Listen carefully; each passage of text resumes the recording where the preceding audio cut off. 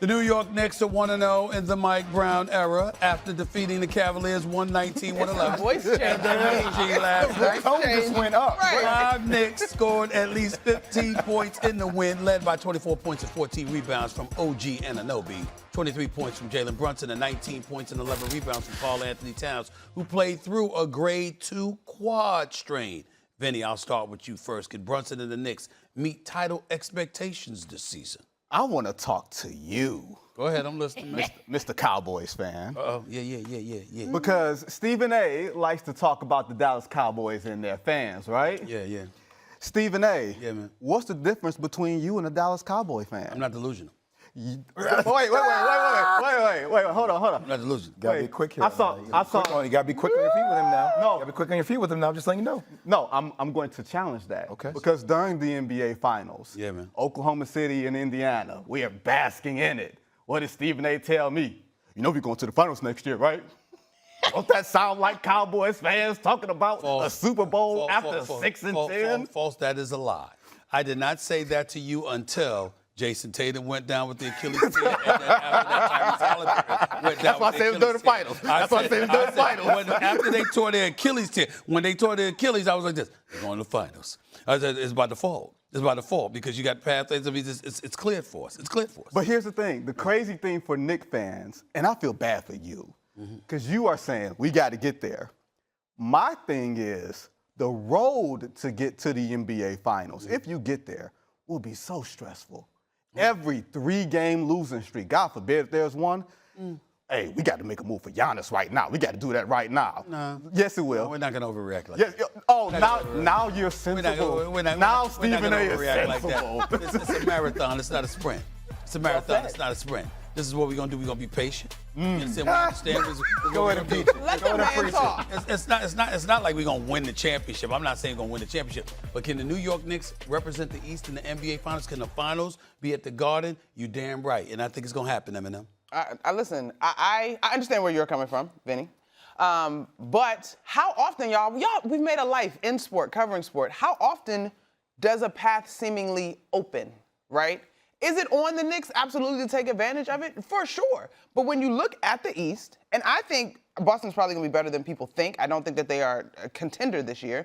But when you look at the East and you look at the path that this team has taken to get here, we brought up the Thunder earlier about the way they chipped away at it. You got into the back into the playoffs, you got to the conference finals. Logically, and everybody in that organization, including Mike Brown, knows that that is the next step. That is the expectation, and that's exactly what they're working toward. On paper, it looks like it should be achieved. It should be achieved, but I can also make a case that it should be achieved by Cleveland as well. I think Cleveland has the same expectations that the Knicks do. And last night, I get multiple players out on each side. Yeah. But I think we undermine how important Darius Garland is to how Cleveland plays. Max Strus as well. Brother can play. Knocking out. But also, he opens, like, Donovan Mitchell is so gifted at being a 30-point scorer. I think at times he has the the horse blinders on because he's such a gifted scorer and he's such a tough shot maker.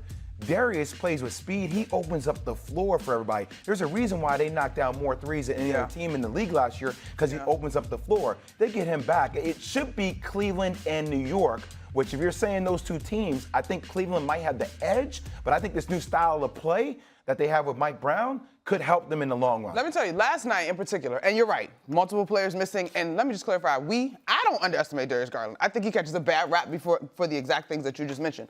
The new style of play, I do think it's going to free those guys up. Particularly, I think it's an opportunity for Bridges and Anunoby, which is what you saw in one game. I get it. It's one sample size. But I actually was impressed with the way that team defended. And I get it. First game, Cleveland missing people. But I think there's also a accountability and freedom on that side that is going to be different than what you've seen in the past. That's true. I need to veer left because I got to bring up a subject that I cannot avoid. That brother VJ Edgecombe, Lord have mercy. Yeah. Lord, Such a I was great like young this. man, too. Let me. Okay. Oh, Okay. yes. It's not like that. It's like he's been Space, unleashed. room, yeah. It's like he's been unleashed. Exactly. Okay, let me tell you something right now. With that brother and Maxey, if Embiid and Paul George could give you, I might have to rethink some things. And he said, I'm loving it right now. Wait a minute, hold up. Rethink what? I'm not trying to say championship. Of course not. I'm just like, I'm looking at Tyrese Maxey. When you talk about a backcourt that's going to be spectacular to behold, Tyrese Maxey, if that's who the hell we get right there, he ain't got to average 30 a night, of course. But I'm just that kind of ability, him in the backcourt with Maxey, I said, wait a minute here. I didn't see this before. I didn't see this at Baylor. What the hell is this? I loved what I saw last night. It enables you to play a different style rather than being so Embiid dependent. You know what I mean? Yes. He's slow and plodding, and you have to get down to your set offense and give him the ball at the nail. Those two, you just get them up the floor, and it enables you to not feel like you have to wait on him. And Paul George, who I feel like we have to point this out, Stephen A.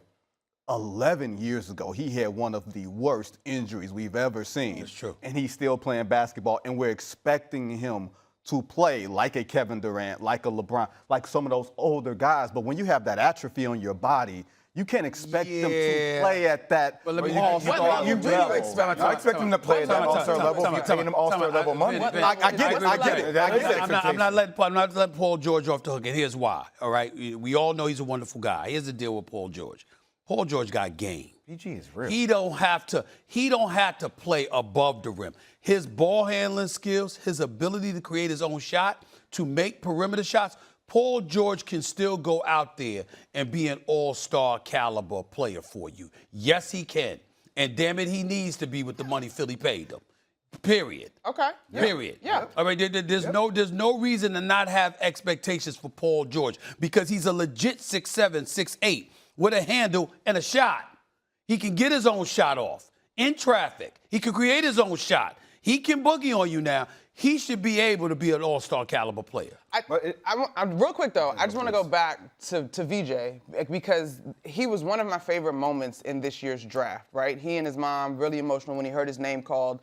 His brother saying we weren't supposed to be here, acknowledging their history. But it was actually the next day of the draft. He talked immediately about the opportunity to get better. And so I think in an era of NIL where these young guys have been front and center all of their careers, have had the opportunity to almost be a pre-pro before they are a pro, what I think we saw last night on the basketball is taking full advantage of the space and the new system. But I'm with you. He could be a piece that could help Philly be more in the conversation than I think we anticipated. Tyrese Maxey will help create He's a space. beast. You almost make the case when he played for the Bahamian national team because the Bahamas with Buddy Hield and DeAndre Ayton. Like everybody, Buddy Hield and I talked about it last year. He got it. He surpassed everybody's expectations. You go to college, the court's smaller, people sagging in the paint. I just love the dog in him, too. Can I say one last thing? How competitive he was because I had watched DeAndre Ayton the night before. All right. All right. Come on, Jay. All right. Totally different world. You know where I'm just saying. Can we just keep coming back to the same thing? Because it comes back to it every single year. Are you going to bet on Joel Embiid to be healthy when it matters? No, last night he played 20 minutes. That's what it comes. I mean, I'm going to give him grace on that. Betting is a tricky word right now. It's just if you're going to bet on that. I'm not talking about his numbers. I'm talking about the fact that he only played 20 minutes. Yeah. You know, you had all season, and now you come in and you slow roll it. I just hope he's going to be healthy. But the only reason I brought up DeAndre Ayton, you talked about them. You know what I'm saying? On the same team, right? It's the islands. You know, I mean, he was very good. DeAndre Ayton is very comfortable. But go ahead. If Joel gives you 60 games, like, what do you need? What would work? I mean, I just need him to be healthy when the playoffs get here. That's right. He's only played over 64 games 3 times in his career. I don't need over 60 games. That's right. I just need him to be healthy when they get there, and I need him at a good level. Postseason. The postseason schedule. He can't handle the postseason schedule. It's more rigorous than the regular season. When you get to the postseason, I don't give a damn if he got to miss 30 games. If you get to the postseason and this man is healthy, Joel Embiid, that changes everything. But he's also a player who does not play up in the playoffs. His numbers say that he plays down. I can't say that as a Knicks fan because I saw what he did against the Knicks on one leg. I can't say that about him. They still got out that series. I know that, but you saw what he did on one leg.